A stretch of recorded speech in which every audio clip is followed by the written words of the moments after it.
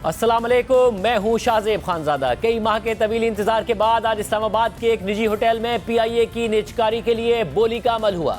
इस हवाले से रवा साल जून में हुकूमत ने 6 कंपनियों के नाम फाइनल किए थे जिन्होंने PIA की खरीदारी में दिलचस्पी का इजहार किया था। पहले हुकूमत चाहती थी कि वो 14 अगस्त को निजकारी के लिए बोली के अमल का आगाज कर दे, लेकिन बिडर्स की दरख्वास्त पर इसमें तौसी की गई। फिर बोली के अमल के अक्टूबर तक मुलतवी किया गया, लेकिन 6 में से सिर्फ एक बिडर की तरफ से बोली के अमल में शामिल होने की फीस अदा की गई। फिर दीगर बिडर्स को इसमें शामिल करने के लिए बोली के अमल में मजीद तौसी की गई और उसे आज तक के लिए मुलतवी कर दिया गया, लेकिन आखिरी वक्त तक सिर्फ एक ही बिडर की बोली मौसूल हुई और किसी कंपनी ने दिलचस्पी नहीं दिखाई।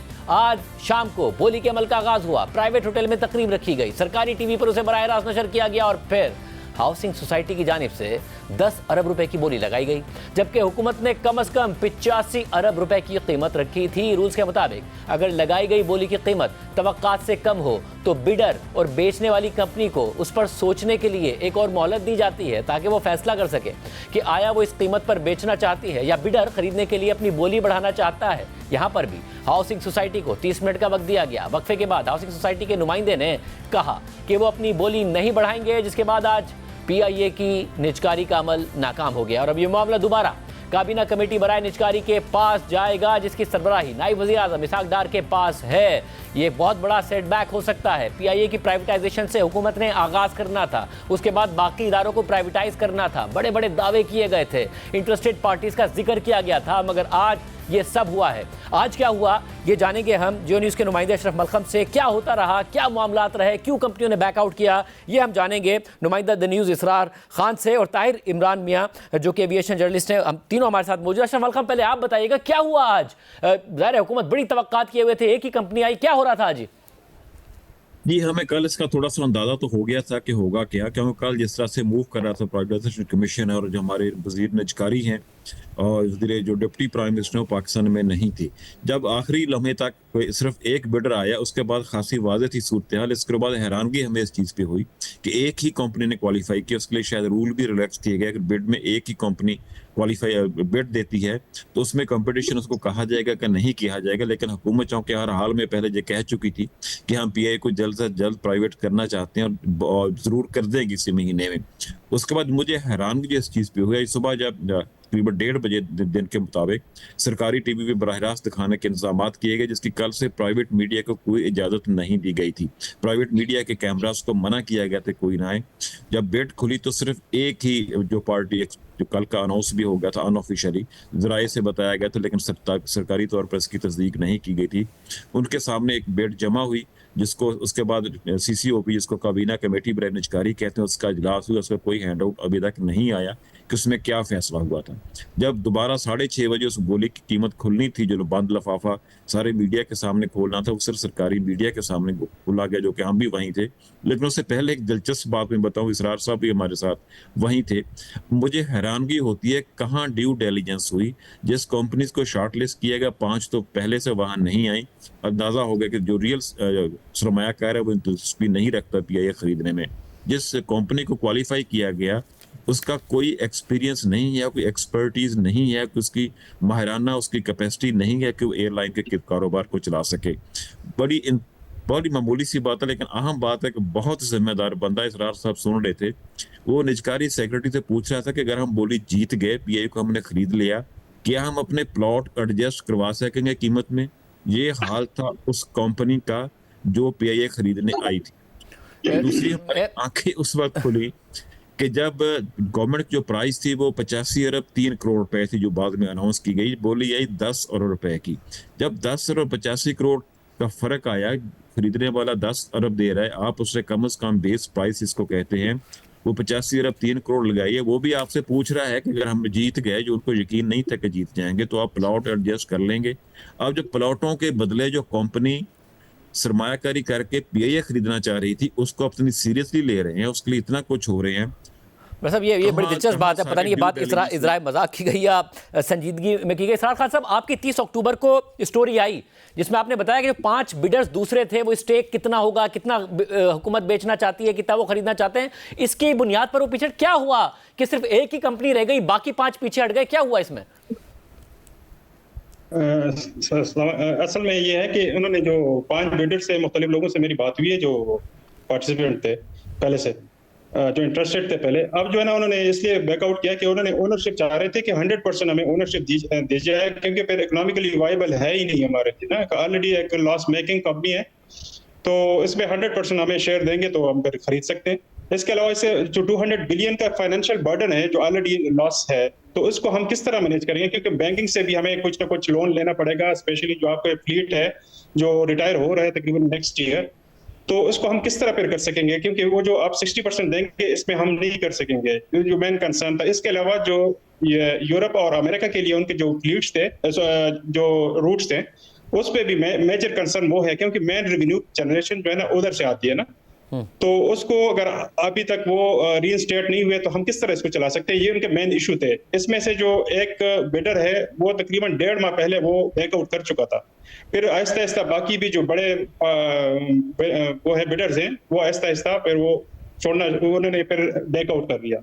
तो आखिर में ये रह गए जो अब जो मलहन साहब ने आप बता दिया कि इसमें बहुत ज्यादा मतलब नॉन सीरियस एटीट्यूड था जो उस टाइम में भी मौजूद था, जो उस तरह की बातें हो रही थी सेक्रेटरी के साथ, तो ये बातें हुई हैं। तो आखिर में उन्होंने 10 बिलियन का वो दे दिया, जो बहुत ज्यादा लोएस्ट था। बल्कि मैंने जो टॉप ऑफिशियल से बात हुई, मैंने कहा इसका क्या करेंगे, तो वो कह रहा था कि 10 बिलियन जो है ना, 85 और 10 बिलियन का गैप इतना ज्यादा है कि पॉसिबल नहीं है कि कोई इसको एक्सेप्ट कर सके। तो यही पोजीशन था इनका। और ताहिर, आप ज़ाहिर है एविएशन के मामलात पर लिखते रहे हैं, करीब से पीआईए के मामलात को देखते रहे हैं, इस प्राइवेटाइजेशन के मामले को भी आप बहुत करीब से देख रहे थे। ये क्या वाकई कुछ आखिर के 1-2 हफ्ते का फेलियर है, आखिर के 1-1.5 महीने का फेलियर है, या शुरू से कुछ ऐसा हुआ? ये क्या हुआ कि एक ही बिडर रह गया? उसके हवाले से भी बता रहे कि नॉन सीरियस ही काम हो रहा था जो आज हो रहा था। शाहजेब, इस बारे में मेरा मौकफ पहले दिन से मैंने इसके ऊपर बात की है कि दैट्स अ नॉन स्टार्टर। इस अमल को जिस घटिया तरीके से, जिस अनप्रोफेशनल तरीके से, जिस इनकॉम्पिटेंसी के साथ शुरू किया गया था, उसके अंदर ही बेसिक प्रॉब्लम शुरू हो गए थे। अब मैं आपको बताता हूं कि आपकी निजकारी हुई या नहीं हुई, लेकिन हुकूमत $20 मिलियन के करीब जो है वो डबो चुकी है, सिर्फ और सिर्फ ये जो कंसल्टेंट्स को पे किए गए। अर्नेस्ट एंड यंग को $7.4 मिलियन निजकारी कमीशन ने पे किए। फवाद हसन फवाद साहब के टेकर मिनिस्टर थे उस वक्त। उसका काम ये था कि वो इंटरनेशनल बिडर्स को लेके आएगा और उनके सामने हमारी जो कंपनी है उसके कसीदे पढ़ेगा और उनको अट्रैक्ट करेगा। अब पूछा जाए उससे कि $7.4 मिलियन के एवज में वो क्या लेके आया है। फिर उसके बाद एक और कंपनी नटशेल कम्युनिकेशन को मिलियंस के ऊपर रिटेनर पर रखा गया था कि वो पब्लिसिटी करेगी, नेगेटिव पब्लिसिटी को मैनेज करेगी। प्रॉब्लम ये है कि शाहजेब के जब आपने एक चीज को प्राइवेटाइज करना है, आप उसको अच्छे तरीके से पैकेज करते हैं। आपने गाड़ी भी बेचनी हो या प्राइवेटाइज करनी हो तो आप उसकी कहीं कोई नोक पलक ठीक है, कोई पेंट उखड़ा हुआ है, कोई चीज खराब है, वो आप लगवा देते हैं। यहाँ पर ये हो रहा है कि फवाद हसन फवाद टेक ओवर करते ही जाके कहते हैं कि नो प्लानिंग, कुछ नहीं करना आपने, आप अगले 6 महीने की प्लानिंग बिल्कुल नहीं करेंगे, आपने कोई पैसा खर्च नहीं करना, आपने कोई इन्वेस्टमेंट नहीं करनी। उसके बाद पीएसओ जैसी कंपनी के साथ, जो कि हुकूमत की अपनी कंपनी है, जिसकी बहन जो है कंपनी वो बेच रहे हैं आप या ये, उसके साथ फड्डा शुरू हो गया। नेगेटिव पब्लिसिटी इतनी ज्यादा थी जहां पे आपको नटशेल कम्युनिकेशन का कोई डिफेंस नजर नहीं आता। इस सारे के बाद आपकी नेगेटिव इक्विटी ऑलरेडी जो है वो एस्टैब्लिश हो रही है, कंपनी एक ऑलरेडी लॉस में बिक रही है, उसके मजीद लॉसेस हो रहे हैं, तो कौन बेवकूफ होगा जो आके इसको बाय करेगा। तो मैं तो ये समझता हूं कि ये प्रोसेस स्टार्ट करने वालों ने इतनी इनकॉम्पिटेंसी के साथ इस प्रोसेस को स्टार्ट किया था कि ये जो लतीफे मैं आज सुन रहा हूं ये बिल्कुल एक्सपेक्टेड है। अगर ये वहां ना भी होते और कोई मुझे आके बताता, तो देखें जो सेक्रेटरी इस वक्त है आपका निजकारी कमीशन का, वो कहां से आया है? सस्ती रोटी प्रोजेक्ट से उसको उठा के यहाँ पे लेके आए हैं। आपके पास एक काबिल बंदा नहीं जो कि बताए कि जी एयरलाइन के 85 अरब आप किस चीज के लिए ले रहे हैं। और लोग बात करते हैं कि जी महंगी महंगी, सिर्फ और सिर्फ हीथ्रो एयरपोर्ट की स्लॉट्स जो हैं वो $100 मिलियन की हैं, सिर्फ और सिर्फ हीथ्रो एयरपोर्ट्स की। आपके पास JFK की स्लॉट्स हैं, पेरिस की स्लॉट्स हैं, Milan, Barcelona, you name it, Tokyo की स्लॉट्स हैं, बीजिंग की स्लॉट्स हैं। बात ये नहीं है कि पीआईए जो इस वक्त आपके पास है वो बेच रहे हैं, आप एक पैकेज बेच रहे हैं जिसमें उसके रूट्स हैं, उसका नेटवर्क है, उसके कनेक्शंस हैं, उसकी लीजिंग एग्रीमेंट्स हैं, उसके पुराने ताल्लुकात हैं, ये सारा का सारा। लेकिन ये बताने वाला जिसका काम था निजकारी कमीशन का और उनके कंसल्टेंट्स का, वो बजाहिर क्या वो नजर आ रहा है पहले दिन से कि वो उन्होंने कोई काम नहीं किया, जिसका नतीजा आपके सामने है। बहुत शुक्रिया नाज़रीन, आपने सुना एक बहुत बड़ा सेटबैक है। हमने काबीना कमेटी बनाए निजकारी के सरबराह इसाक डार को प्रोग्राम में शिरकत के लिए बुलाया, मगर उन्होंने कोई जवाब नहीं दिया। फवाद हसन फवाद साहब जो केयर टेकर मिनिस्टर थे, इस पर काम किया, उन्हें बुलाया, उन्होंने जवाब नहीं दिया। अलीम खान साहब प्राइवेटाइजेशन मिनिस्टर, वो प्रोग्राम में नहीं आए हैं, वो दस्तियाब नहीं थे। इस वक्त सूरत हाल ये नज़र आ रही है। प्रोग्राम में आगे बढ़ते हैं। एहतजाज, जलसों, रैलियों से मतलूबा नताइज हासिल ना होने के बाद अब तहरीक इंसाफ इमरान खान की रिहाई के लिए एक और बड़ी हिकमत अमली तैयार करने का इरादा जाहिर कर रही है। इस पर पार्टी के अंदर मुशावरत की खबरें सामने आ रही हैं और इस नई हिकमत अमली के मुताबिक पीटीआई की तरफ से कम 3 लाख कारकुनों को इस्लामाबाद लाने को लाजमी करार दिया जा रहा है। और आम बात यह भी है कि अगरचे पीटीआई की क़यादत इनकार कर रही है कि बुशरा बीबी सियासी किरदार अदा कर रही हैं, मगर उनकी रिहाई के बाद से पीटीआई की सियासी हिकमत अमली में कुछ फ़र्क नज़र आ रहा है और ये कोशिश होती हुई नज़र आ रही है कि इमरान खान की रिहाई के लिए अब जो एहतजाज होगा वो मामूल का एहतजाज नहीं होगा, ना मामूल की हिकमत अमली के तहत होगा, बल्कि बहुत मुख्तलिफ एहतजाज होगा और नई हिकमत अमली के साथ होगा। आज पीटीआई पंजाब की पार्लिमानी पार्टी के इजलास में पार्टी के सेक्रेटरी जनरल सलमान अकरम राजा भी शरीक थे। इजलास के बाद मीडिया से गुफ्तगू करते हुए सलमान अकरम राजा ने धरने से मुताल्लिक कुछ नहीं कहा, लेकिन ये ज़रूर कहा कि बहुत जल्द मुल्क गिर एहतजाज का ऐलान करेंगे। हम एहतजाज का ऐलान बहुत जल्द करेंगे और ये मुल्क गिर एहतजाज होगा। हम हरगिज इस मुल्क को तारीकियों में नहीं डूबने देंगे। 26वीं आईनी तरमीम के जरिए आइन की रूह पर हमला किया गया है, अदलिया की आज़ादी पर हमला किया गया है। इसका मकसद सिर्फ ये है कि जब आप पर मुझ पर जुल्म हो तो हमारे पास कोई अदालत ना हो जहाँ हमें दादरसी मिले। अब बात हो रही है 27वीं तरमीम की, उसके जरिए ये चाहते हैं कि फौजी अदालतें कायम हो, किसी तारीख कमरे में आपको और मुझे सजाएं दी जाएं, उसके खिलाफ कोई हमारे पास अपील ना हो। हम ये नहीं होने देंगे। आज वजीर आला खैबर पख्तूनख्वा यामीन गंडापुर ने तकरीर करते हुए कहा है कि अब फैसला कुन जंग के लिए निकलेंगे, घर वालों को बताकर निकलेंगे। अगर हम वापस ना आए तो हमारे जनाजे पढ़ लेना। ताहम यामीन गंडापुर ने ऐसी सूरत हाल से पहले ही मामला ठीक होने की उम्मीद का भी इज़हार कर दिया। इस दफा ये फैसला कुन जंग के लिए हम निकलेंगे तो अपने घरों में हम बता के निकलेंगे। अगर हम वापस ना आए तो बस ठीक है, फिर हमारे जनाजे पढ़ लेना, क्योंकि अब हमें समझ आ चुकी है कि शराफत से, इज्जत से, कानून के मुताबिक इस मुल्क पे हक नहीं मिलता। तो हमारी पूरी कोशिश है कि हम पुरअमन रहें, कानून के अंदर रहें, लेकिन हमें मजबूर किया जा रहा है। उम्मीद है इतना मजबूर नहीं किया जाएगा, उससे पहले ही मसला हल हो जाएगा। हालिया दिनों में यह नजर आ रहा है कि तहरीक इंसाफ एहतजाज की हिकमत अमली बदलना चाहती है, क्योंकि पीटीआई के कारकुनों के साथ साथ पार्टी के रहनुमा भी शिकायत कर रहे हैं कि एहतजाज की साबका पॉलिसी नाकाम हो गई है और उससे कुछ हासिल नहीं हुआ। कारकुन क़यादत पर शक का इजहार कर रहे हैं, क़यादत एक दूसरे पर आपस में शक का इजहार कर रही है। शेर अफजल मरवत भी इसी तरह का मौका दे चुके हैं। हमारे प्रोग्राम में भी उन्होंने यही बात कही थी और आज जब सलमान अकरम राजा से इस हवाले से सवाल हुआ कि शेर अफजल मरवत एहतजाज की हिकमत अमली पर तनकीद कर रहे हैं, तो सलमान अकरम राजा ने जवाब दिया कि पार्टी ने शेर अफजल मरवत को काम करने का एक और मौका दिया है, उन्हें अपने आप को कंट्रोल करना होगा, वरना पार्टी उनके खिलाफ कार्रवाई करेगी। शेर अफजल मरवत कहते हैं कि आपकी प्लानिंग जो है वो एहतजाज पर ठीक नहीं है। शेर अफजल साहब को अपने आप को कंट्रोल करना होगा, उनको एक मौका हम दे रहे हैं अगर वो पार्टी में कोई रोल अदा करना चाहते हैं, लेकिन अगर उनकी तरफ से डिसिप्लिन का मुजाहरा ना हुआ तो फिर हम कोई कार्रवाई करें। शेर अफजल मरवत साहब की अपनी राय हुआ करती है, हम फरासत से आगे बढ़ेंगे, हमने दीवारों से टक्करें नहीं मारनी। जिसको शौक है दीवारों से टक्करें मारने का वो जाए टक्कर मारे। इस पर जवाब देते हुए शेर अफजल मरवत ने एक्स पर अपनी पोस्ट में कहा है कि मेरे खिलाफ सलमान अकरम राजा की तरफ से दिए गए बयान पर मुझे बहुत दुख हुआ है। मैं आपके साथ काम करना चाहता था, लेकिन आप मेरे बॉस हैं और ना ही आपको मुझे कंट्रोल करने का कोई इख्तियार है। बराए मेहरबानी हमेशा के लिए याद रखें कि मैं सिर्फ इमरान खान और बैरिस्टर गौहर खान को जवाबदेह हूँ, इसके अलावा कोई और मैटर नहीं करता। Thank you. बाद में शेर अफजल मरवत के एक्स पर अकाउंट से ये पोस्ट डिलीट कर दी गई। दूसरी तरफ आज तहरीक इंसाफ के सीनियर रहनुमाओं को अडियाला जेल में इमरान खान से मिलने नहीं दिया गया, जिनमें उमर अयूब, असद कैसर, शिबली फराज, आमिर डोगर और जरताज गुल शामिल थी। इमरान खान से मुलाकात ना करवाने पर उमर अयूब ने कहा कि अडियाला जेल का सुप्रीडेंटेंट हमसे ये बयान हल्फी मांग रहा था कि हम सियासी बात नहीं करेंगे। जेल हुकाम ने और जेल मुलाजमों ने बात की कि जी अंडरटेकिंग चाहिए कि हम लोग कोई सियासी बात नहीं करेंगे। जेल हुकाम को, एस्टेब्लिशमेंट को, इंटेलिजेंस एजेंसीज को और फेडरल गवर्नमेंट और फॉर्म 47 सूबाई हुकूमत को मैं ये वाजे करना चाहता हूँ कि हमसे अडियाला जेल का या सुपरिटेंडेंट ये अंडरटेकिंग चाहता है तो बहैसियत सियासी कारकुन मैं यहाँ पे डिमांड करता हूँ उन सारे इदारों के हेड्स को कि वो भी अंडरटेकिंग स्टैम्प पेपर के लिख के दे दें कि वो सियासी अमल में मुदाखलत नहीं करेंगे। वो दे दें तो हम भी करते हैं। फिर ये क्या बात हुई? हम लोग सियासी वर्कर हैं। आज पीटीआई रहनुमाओं की इमरान खान से मुलाकात तो नहीं करवाई गई, मगर इस तनाजुर में इस्लामाबाद हाई कोर्ट से पीटीआई के हक में आज एक बड़ा फैसला सामने आया है, जो जेल में कैदियों से मुलाकातों में सियासी गुफ्तगू पर पाबंदी से मुताल्लिक है। इस्लामाबाद हाई कोर्ट के जस्टिस सरदार एजाज इसाक खान ने शेर अफजल मरवत की दरख्वास्त पर फैसला जारी किया और फैसले के मुताबिक प्रिजन्स एक्ट का सेक्शन 59 सूबाई हुकूमत को कवायद बनाने का इख्तियार देता है, इस शर्त पर कि वो कवायद इस एक्ट के खिलाफ ना हो। ताहम जेल खाना जात के एक्ट में ऐसी कोई शिक नहीं पाई जाती है जो किसी कैदी और उसके मुलाकातियों के दरमियान सियासी बातचीत को ममनू करार देती हो, या किसी कैदी और उसके मुलाकातियों के दरमियान गुफ्तगू या कैदी के लिखे गए खतूत के किसी खास मवाद पर मुकम्मल पाबंदी की इजाज़त देती हो।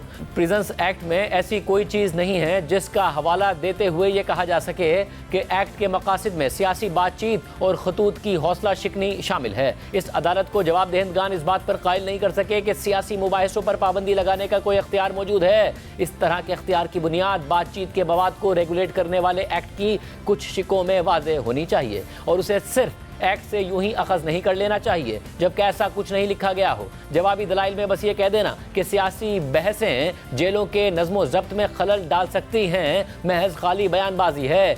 कौमी सलामती को लाहक खदशात के बेबुनियाद तासुरात अक्सर जाबराना इक़दामात के बहरूप के तौर पर इस्तेमाल होते हैं और ये दलील भी उन दलाइल से ज़्यादा एहतराम की मुस्तहिक नहीं है। हम कानून में मौजूद इख्तियार के मामले को यूं ही नहीं जाने दे सकते, वरना तो मौजूदा कानून को वजाहत के बगैर यूं ही पढ़ा गया तो उसके तहत कैदियों को मुनासिब खुराक देने पर भी पाबंदी लगाई जा सकेगी ताकि वो जेल के किसी अफसर को काबू ना कर लें। लिहाजा जिस एक्ट के तहत शिक नंबर 265 बनाई गई है उसके तहत कोई दलील ना मिलने पर मुझे लगता है कि सियासी मुबाहिसों और सियासी मामलात के हवाले से खतूत पर पाबंदी प्रिजन्स एक्ट 1894 के खिलाफ है। अब एक तरफ ये सूरत हाल है तो दूसरी तरफ इमरान खान की रिहाई और सज़ा को लेकर गुज़िश्ता हफ्ते अमरीकी ऐवान नुमाइंदगान के 62 अरकान ने अमरीकी सदर जो बाइडन को ख़त लिख दिया था और मुतालबा किया था कि इमरान खान और दीगर सियासी कैदियों की रिहाई के लिए कोशिश की जाए। इस ख़त को पाकिस्तान के दफ्तर ख़ारजा ने सिफारती आदाब और रियासती ताल्लुकात के मुनाफिक करार दिया था और अब उस खत के जवाब में पाकिस्तान के 160 अरकान पार्लियामेंट ने वज़ीर आज़म शहबाज शरीफ को लिख दिया है और अमरीकी ऐवान नुमाइंदगान के अरकान के ख़त को पाकिस्तान के अंदरूनी मामलात में मुदाखलत के मुतरादिफ करार दिया है। बहरहाल तहरीक इंसाफ एक नए कॉन्फिडेंस का इजहार कर रही है, 3 लाख लोग लाने का दावा कर रही है। हुकूमत क्या सोच रही है और क्या तहरीक इंसाफ जो सोच रही है वो कर दिखाएगी, बात करेंगे ब्रेक के बाद। हमारे साथ राना सनाउल्लाह साहब मौजूद। राना साहब बहुत शुक्रिया हमें शो में ज्वाइन करने के लिए। राना साहब अब ज़ाहिर है ख्वाजा आसिफ साहब ये तासुर दे रहे हैं कि बुशरा बीबी की जो रिहाई है, फिर वहाँ जाना, वज़ीर आला हाउस के नेक्सी में रहना, ये कोई ना कोई डील का मामला है। खुद अली अमीन गंडापुर साहब के ज़राए बताते हैं कि जी उन्होंने कोई किरदार अदा किया। आप ये कहते हैं कि कोई कनेक्शन नहीं है, कुछ ना कुछ ऐसा है जिस पर खुद हुकूमत भी नर्वस है कि बुशरा बीबी जो रिहा हुई हैं तो राब्ते इस्तवार हो गए हैं, कोई इस्टेब्लिशमेंट टेम्परेचर डाउन करना चाहती है तहरीक इंसाफ के साथ, जिस पर आप लोग खुद भी नर्वस और कन्फ्यूज हैं। देखें शाहजेब, अगर किसी के पास कोई स्पेसिफिक इन्फॉर्मेशन हो तो मैं उसे रद्द नहीं करता, लेकिन देखें केसेस में मामूल के मुताबिक एक अरसा होता है जिसके बाद फिर बेल मिल जाती है अगर ट्रायल जो है वो कंक्लूड ना हो। हमारे ख़िलाफ़ भी इन्होंने झूठे और यानी कैपिटल पनिशमेंट तक के केसेस बनाए। एहसन इकबाल साहब थे, शाद खाकान अब्बासी थे, ख्वाजा आसिफ साहब थे। तो एक अरसा होता है 6-8 महीने बाद फिर अदालतें जो है वो ज़मानत के मामले में लीनियंट व्यू जो है वो लेती हैं। मगर साहब अगर अदालतें जब लीनियंट व्यू ले भी, जैसे आपके ऊपर एक बड़ा ही ऐसा संगीन मुकदमा बनाया, जब नज़र आ रहा था कि अब मुकदमा साबित नहीं हो रहा है तो आपके ऊपर नैब का मुकदमा बनाने की कोशिश की। पता नहीं ऑस्ट्रेलिया में कहाँ आपके अगर किसी दूर परे के रिश्तेदार के भी असासे थे वो भी आप पर डालने की कोशिश की ताकि आपको गिरफ्तार रखा जा सके। तो ये होता है ना, बुशरा बीबी को भी गिरफ्तार तो रखा जा रहा था, इनके भी मुख्तलिफ रहनुमाओं को, तो जो अचानक एक केस से रिहाई हुई दूसरे में गिरफ्तार नहीं किया, तो सवाल उठा कि क्या अब बस हो गई है उन लोगों की जो गिरफ्तार रखना चाहते हैं, या फिर वो कम से कम कुछ टेम्परेचर नीचे लाना चाहते हैं।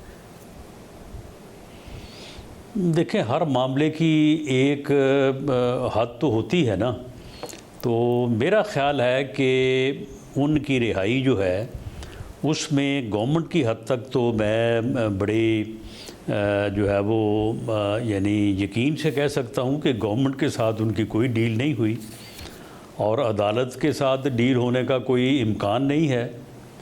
तो इसलिए मैं तो इस बात पे पूरी तरह से जो है वो यकीन करता हूँ कि डील वाला मामला जो है इसमें कोई इतनी ज़्यादा जो है वो कोई गवर्नमेंट एविडेंस जो है ना गवर्नमेंट निकल गई, अदालत निकल गई, तो फिर इदारा रह गया, उनसे तो डील नहीं हो गई कहीं? शाहजेब, अगर ये कहा जाए या ये तस्लीम किया जाए कि उनके साथ डील हुई है तो वो तो फिर इस डील से भी आगे की बात है। मेरा नहीं ख्याल कि ऐसा हुआ है। और अदारे ने बड़े ही वाशगाफ अल्फाज में जो प्रेस कॉन्फ्रेंस थी गालबन 8 मई की, तो उन्होंने ये कह दिया था कि आपने अगर बात करनी है, अगर मामलात को आपने कोई तय करना है तो सियासी जमातों से बात करें, हमारे साथ बात करने की कोई जो है वो ना प्रोविज़न है, ना आइनी तौर पे हम आपके साथ कोई पॉलिटिकल डायलॉग कर सकते हैं। जिनके साथ आपका डायलॉग होना चाहिए उनके साथ आप करें। तो साहब और इस्टेब्लिशमेंट की तरफ भी मगर पार्टी को इनके कोई राब्ते तो हमारी इन्फॉर्मेशन के मुताबिक तो नहीं है। तो अचानक ऐसे ही तहरीक इंसाफ को लगने लगा है कि एक आध महीने में इमरान खान साहब रिहा होने वाले? नहीं, तो अगर एक आध महीने में वो रिहा होने वाले तो ये क्या कर रहे हैं? ये आज अली अमीन गंडापुर ने जो वीडियो जारी की है वो किस मकसद के लिए है? ये कफन बांध के एहतजाज किस मकसद के लिए करने जा रहे हैं अगर वो एक महीने बाद रिहा हो रहे हैं? और ये तहरीक चलाने के जो मनसूबाबंदी हो रही है वो सिर्फ एक महीने के लिए हो रही है।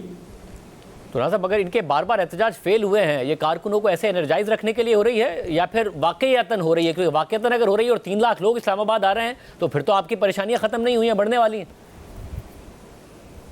नहीं, तो 3 लाख बंदे तो इस्लामाबाद इमरान खान साहब खुद नहीं ला सके, उस वक्त नहीं ला सके जब उनका ग्राफ जो है वो बड़ा हाई था। वो नवंबर 2022 में उन्होंने कितना ज़ोर लगाया था, लॉन्ग मार्च किए, शॉर्ट मार्च किए, जलसे किए, और फिर वो 25 नवंबर को समुंदर इंसानों का लाना चाहते थे रावलपिंडी में। तो क्या था वहाँ पे? वही 20-25 हज़ार लोग। इसी तरह से उन्होंने जब इस्लामाबाद पे चढ़ाई की थी, यही 15-20 हज़ार, 12-15 हज़ार लोग थे। तो इतना बड़ा टारगेट तो वो खुद नहीं पूरा कर सके, और पूरी तैयारी करके, कई माह की तैयारी करके, फिर दोनों हुकूमतें, पंजाब में भी हुकूमत, KPK में भी हुकूमत। तो अब अगर ये इस किस्म के ख्वाब देख रहे हैं तो ठीक है, ख्वाब देखने में पर तो कोई पाबंदी नहीं है। एक और हिकमत अमली है, और वो है, मैं कह दूं कि अगर इन्होंने गैर मामूली एहतजाज करने का प्रोग्राम बनाया तो फिर उससे रोकने के लिए भी गैर मामूली जो है वो फिर इंतज़ामात जो है वो होंगे।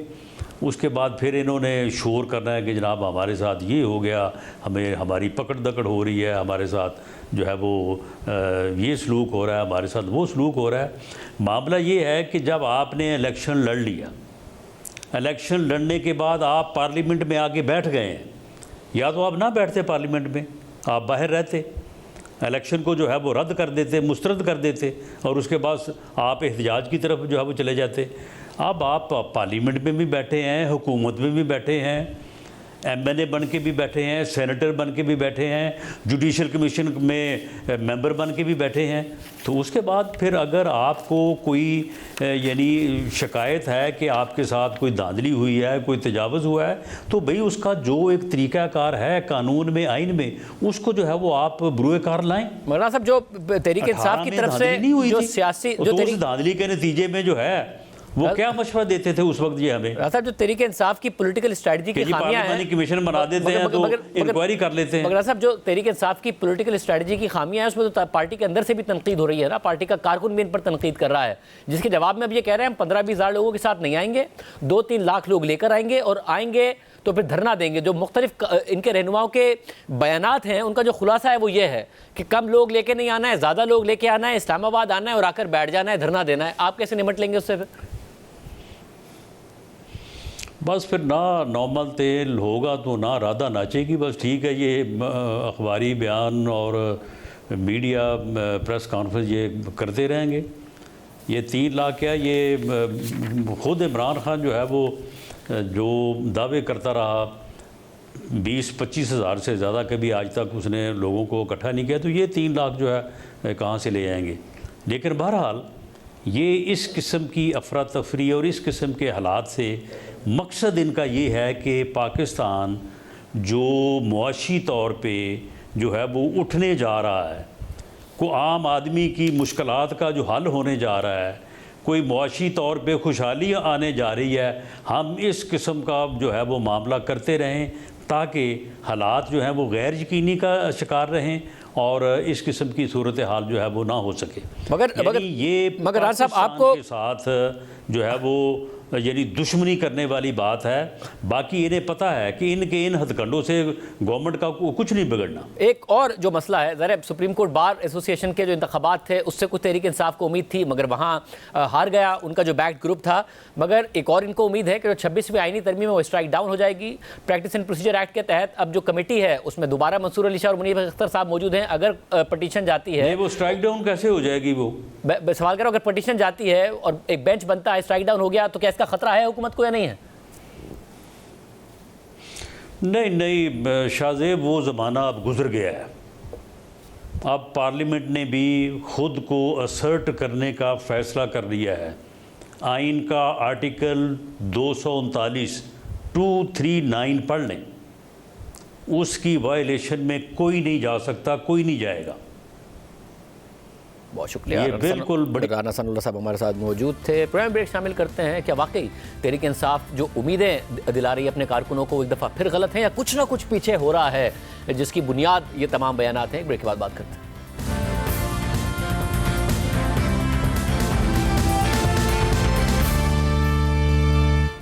हुकूमत की अपनी उम्मीदें हैं, इसके अलावा तहरीक इंसाफ अलग उम्मीदों का इजहार कर रही है। हमारे साथ मौजूद हैं सीनियर साबित उमर चीमा साहब और आसमा शाहजी साहिबा। आप दोनों का बहुत शुक्रिया आसमा शाहजी साहिबा कि कुछ ना कुछ ऐसा है जिसकी वजह से तहरीक इंसाफ ये तासुर भी दे रही है कि हमारे मामला कुछ इस्टेब्लिशमेंट के साथ ठीक हुए, फिर ये भी कह रही है 3 लाख लोग लेकर आएंगे, इस्टेब्लिशमेंट को मजबूर कर देंगे, धरना देंगे।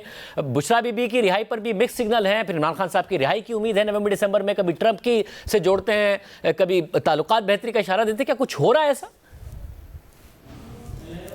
शुक्रिया शाहजेब। मेरा ख्याल है कि दोनों तरफ जो है ना वो एक नर्व्स की गेम है और थोड़ा गाजर थोड़ा छड़ी वाला मामला दोनों तरफ चल रहा है। मसलन इस्टेब्लिशमेंट की तरफ से एक ये मूव आपने देखी कि बुशरा बीबी साहिबा जो है उनकी रिहाई में कोई मुदाखलत नहीं की गई, उनको दोबारा गिरफ़्तार नहीं किया गया जिस तरह से पहले माजी में मुख्तलिफ लीडर्स के साथ होता रहा। उनको जाने दिया गया, उनको प्रोटोकॉल के साथ जाने दिया गया। वो जाना चाहती थी खैबर पख्तूनख्वा, वहाँ पे जाने दिया गया।